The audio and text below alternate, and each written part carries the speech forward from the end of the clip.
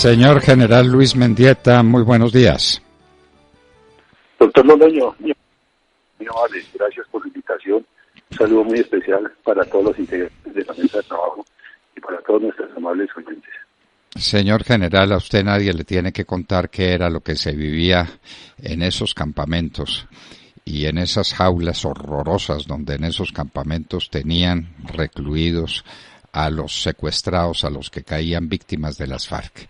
Usted lo sabe todo de primera línea, pero la gente tiene una tendencia a olvidar. Y entonces se habla de secuestros como de una simple privación de la libertad, y la JEP insiste en que son retenciones ilegales. Pues es un eufemismo para tratar de encubrir la gravedad de los delitos que se cometieron. Señor General, sus recuerdos sobre estos años atroces a los que usted logró sobrevivir, lo que no lograron muchos otros. Sí, son delitos execrables, delitos atroces, delitos contra la humanidad, que incluso ahora con esa terminología que están utilizando, les contestamos, son delitos imperdonables. Y por la gravedad del asunto, tenemos que hacer un recuento, doctor Londoño, si me lo permite, para conocimiento seguramente de mucha gente que van llegando a la sintonía, especialmente los jóvenes y que no saben qué pasó en años anteriores con todos estos terroristas de las FARC. Y todo se origina en la misma toma y ataque terrorista en Mitú, donde con armas no convencionales, más de 2.000 integrantes de este grupo terrorista destruyeron no solo las instalaciones policiales, sino también las edificaciones circunvecinas, los barrios aledaños, es decir que Mitú quedó casi en su gran mayoría en el centro, totalmente destruido. Posteriormente se inicia todo un secuestro, una toma de rehenes que duró, en el caso particular, casi los 12 años, hasta que se efectuó la operación Camaleón por parte del Ejército Nacional, que me trajo a la libertad junto con 3 compañeros más que estábamos allí en esa situación. ¿Dónde estuvimos? En primer lugar, en toda esa zona de Mitú hacia San Vicente del Caguán, porque fue cuando se inició el proceso de paz del presidente Pastrana, fue un trasegar por la selva, sometidos a tratos crueles, inhumanos, degradantes, a torturas, al pasar por todos esos pagos, barrizales, de estar en esas infrahumanas condiciones. Posteriormente se inventaron las jaulas de concentración con mallas, alambres, donde estuvimos allí recluidos, hacinados, también en medio de barrizales. Posteriormente se termina la zona de distensión, y se inicia el periodo del presidente Uribe. Ya es otro cambio, ya las FARC comienzan a verse doblegadas, mermadas por la accionar también de la fuerza pública, y allí en el caso particular nuestro pues comienzan las operaciones aéreas helicoportadas en persecución de las FARC. Por lo tanto pues vienen bombardeos, ametrallamientos, y nosotros ahí como rehenes por parte de estos terroristas de las FARC. Muchas oportunidades que estaban los helicópteros ahí cerca de nosotros en el aire, nos amontonaban y eran dispuestos a fusilarnos si de pronto de esos helicópteros descendían soldados en rápido. Por lo tanto, ese fue el continuo vivir allí en la selva. Aparte de eso, recordemos 2 casos muy específicos, el de mi compañero Julián Ernesto Guevara, que se enfermó, que no le suministraron la adecuada alimentación, tampoco los medicamentos, y allí murió. Lamentablemente lo dejaron morir, y es responsabilidad directa de estos terroristas de las FARC. Ahora nuestro compañero Luis Fernando Peña Bonilla, que también tenía problemas psicológicos, y lo que hizo alias Sombra, que era el carcelero en ese tiempo, fue sacarlo de una de estas jaulas de concentración, y según tenemos entendido lo fusilaron. Ahora después de todo esto pues se produce la operación que ya le mencioné, pero aquí lo que también quiero resaltar es que en estos años ya de funcionamiento de la Jurisdicción Especial para la Paz, vemos que los integrantes de la FARC en su versión colectiva, en su versión individual, que hemos conocido por los diferentes medios de comunicación y que ha trascendido a la opinión pública, pues allí los integrantes de las FARC, estos terroristas, no han aceptado ninguna verdad, no han contribuido con ella, no han dicho quiénes fueron los determinadores, quiénes son los responsables, quiénes fueron los autores intelectuales, quiénes idearon las aulas de concentración, quiénes participaron en cada uno de estos hechos delictivos. No, aquí pareciera que únicamente el responsable es la sigla FARC y eso es todo. A él hay que darle toda la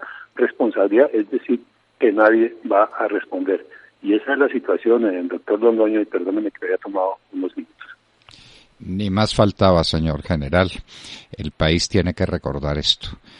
Lo que llamábamos sitios de concentración de secuestrados eran absolutamente inhumanos, degradantes, humillantes. Veíamos al mono Jojoy al pie de una jaula de esas de alambradas de púas, donde en su interior la gente no vivía sino que sobrevivía.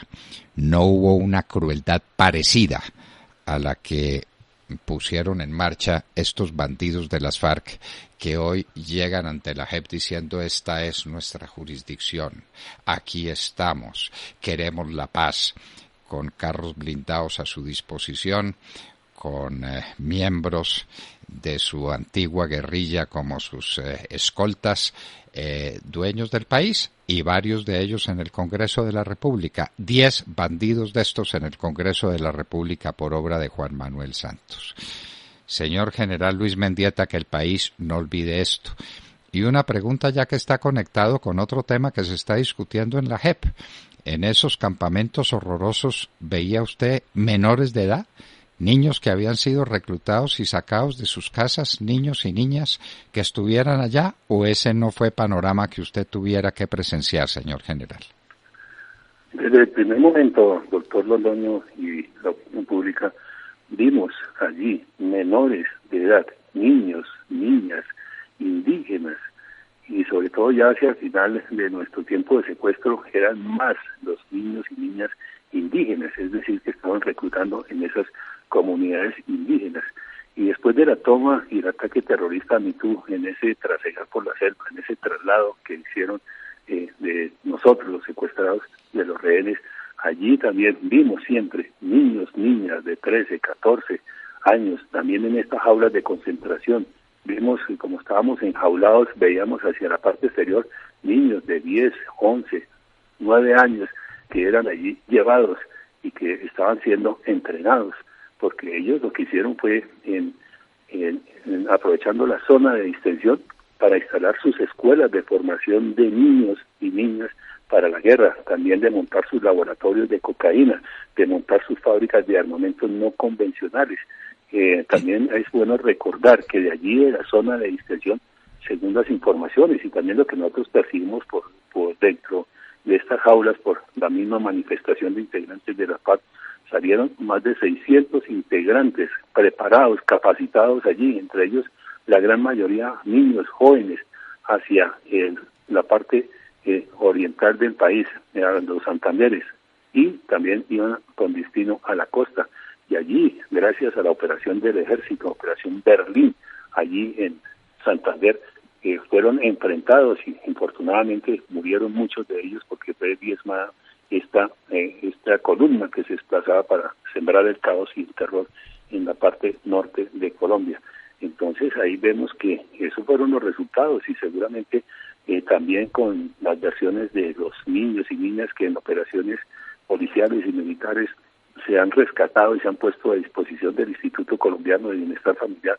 Allí se encuentran muchas pruebas en esos testimonios de todas estas personas que fueron reclutadas, obligadas forzosamente.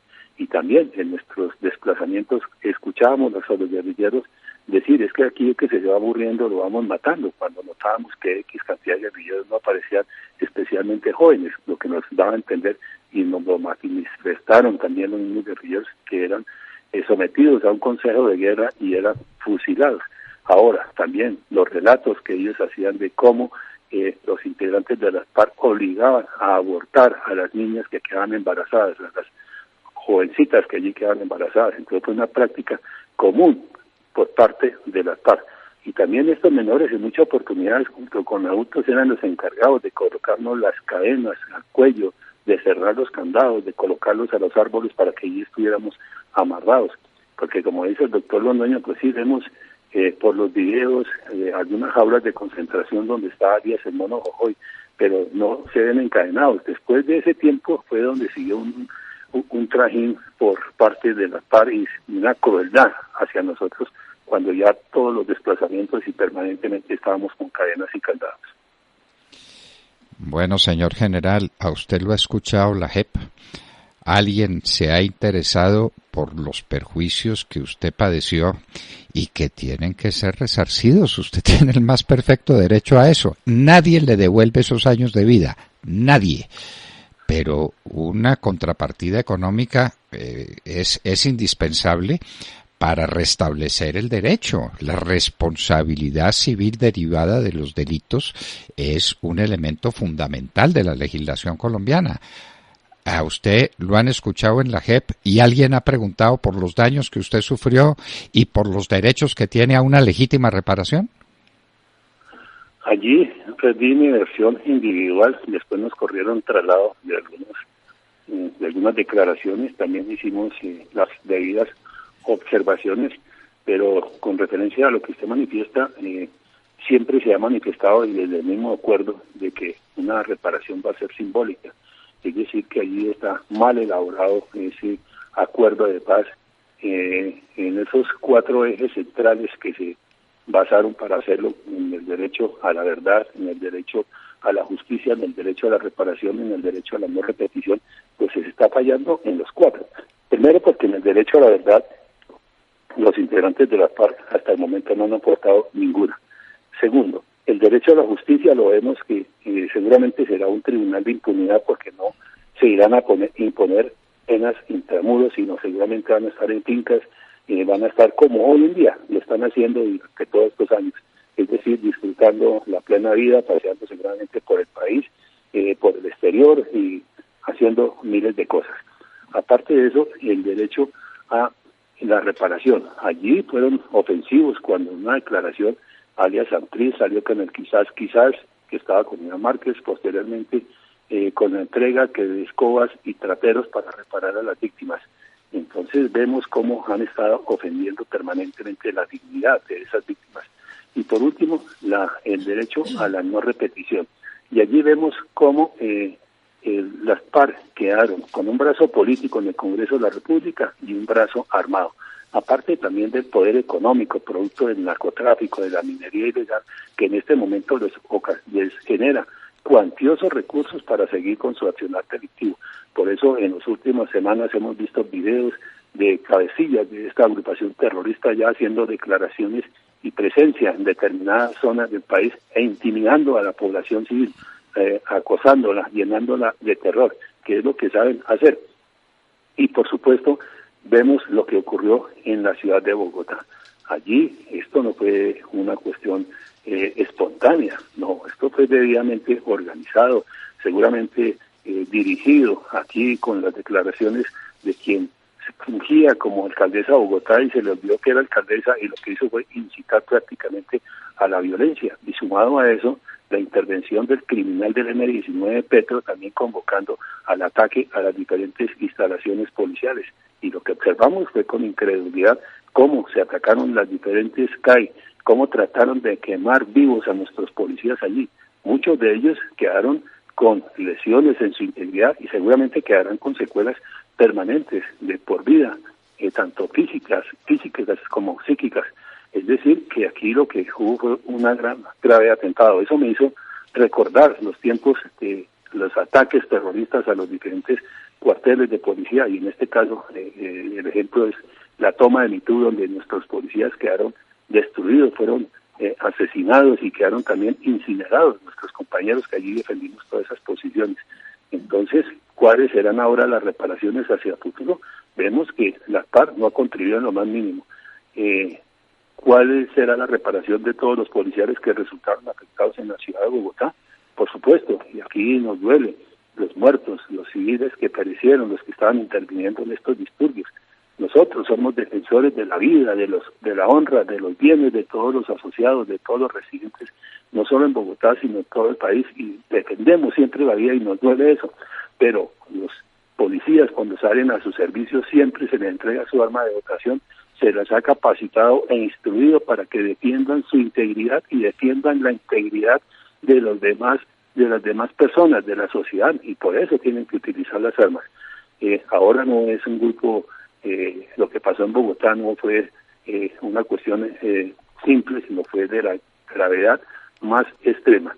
Esperaremos, doctor Londoño, porque hasta el momento de reparación, la misma JEP y las mismas autoridades judiciales hasta el momento no se han pronunciado de cuáles son los bienes, ni han incautado bienes a la par. También esta organización terrorista no ha querido aportar ninguno, y aquí lo que se necesita es una acción enérgica del Estado para incautar todos esos bienes que tienen no solo en Colombia sino en el exterior. Creo que el ejemplo nos lo dan en Estados Unidos. Allá sí incautaron los bienes que tenían la FARC junto con el régimen dictatorial de Venezuela, y allí a los americanos sí los van a indemnizar. Aquí, pues, como vemos, las víctimas que ocasionaron las FARC son las excluidas porque no tienen representación en el Congreso, tampoco, por ejemplo, en la Unidad Nacional de Protección, donde hay 1.300 terroristas de la FARC con armamento en las calles. ¿Qué estarán haciendo? Ahí vemos que cada rato son incautados vehículos de la UNP con cocaína y con integrantes de este grupo transportando esa clase de estupefacientes. Entonces, el panorama es bien complicado y bien difícil, pero esperaremos y confiando en Dios que las cosas mejoren, doctor Londoño. A su excelente exposición solo agregamos que la reparación simbólica no existe. Eso no existe ni en el derecho colombiano ni en el derecho mundial. Las bases de la reparación, las bases de la responsabilidad civil están en las obras de los franceses, especialmente la de los hermanos Massot-Contonc. La reparación tiene que ser eficaz, tiene que ser real, tiene que ser verdadera, tiene que ser el sacrificio económico que haga el victimario para reparar efectivamente a las víctimas. Efectivamente es con dinero. Ya le decíamos al general Mendieta, los años que perdió no se los va a recuperar nadie, pero una compensación económica es apenas el resultado de semejante atrocidad como la que cometieron las FARC con el general Mendieta y con tantos miles de secuestrados en Colombia. Señor general Luis Mendieta, muchas gracias por estar en la hora de la verdad. A usted muy amable, doctor Londoño, y aquí recordar, pues, no es la misma la situación individual, sino de todos los que pasaron por esas infrahumanas condiciones, todos los soldados, policías que fueron secuestrados, de la población civil también que fue secuestrada y le fueron quitados sus bienes, sus propiedades. Allí es donde se le tiene que indemnizar. Por ejemplo, MeToo, también reconstruir MeToo, allí tienen que indemnizar a la población, y cantidades de poblaciones que fueron afectadas, personas que perdieron todos sus bienes. Veámoslo a Bogotá, ¿quién va a indemnizar a todas esas personas que perdieron sus bienes, donde fueron saqueados los comercios, los establecimientos bancarios y otros más? Allí se necesita seguir incautando para reparar a todas estas personas. Muy amable, doctor Londoño. Gracias a los oyentes y muy buen día para todos y bendiciones. Sí, señor, y a esos 315 policías heridos, ¿quién los indemniza? Es la pregunta que nos hacemos.